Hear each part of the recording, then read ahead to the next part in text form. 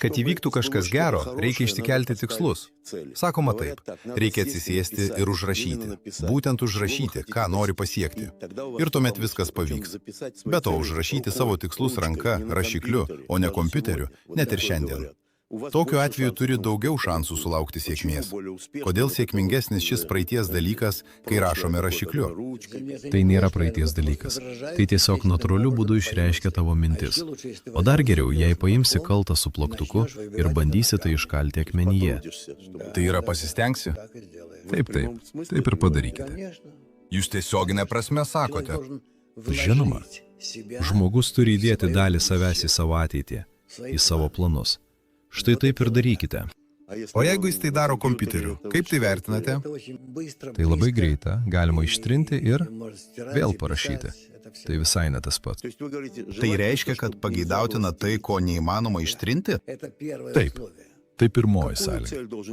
Kokį tikslą žmogus turėtų iškalti akmenyje, kad... Svarbų tikslą.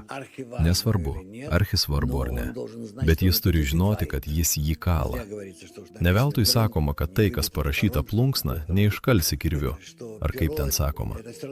Tai, kas parašyta plunksna, tai tas pats, kas iškalta akmenyje. Tikslai gyvenimo eigoje keičiasi. Vėliau jis turi iškalti dar vieną tikslą.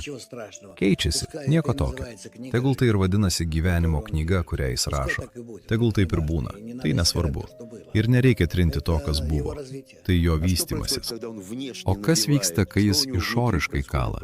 Kas vyksta jo viduje tuo metu? Štai jis. Kala. Tarkime, aš priimu jūsų formulę.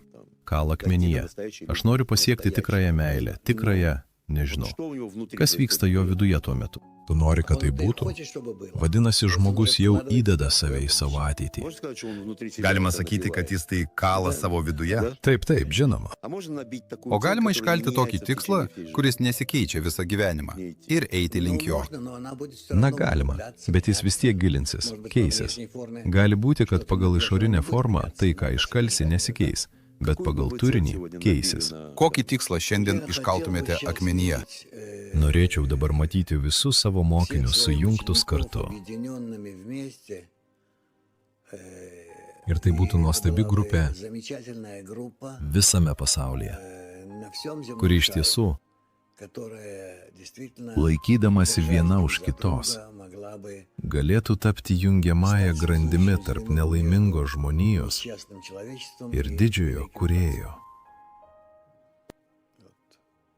Štai, tai yra tai, ką aš iškalčiau.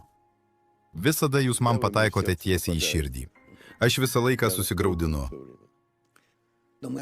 Bet mes pajutome, kad link to einama. Ir vis dėlto link to einama, tiesa? Taip.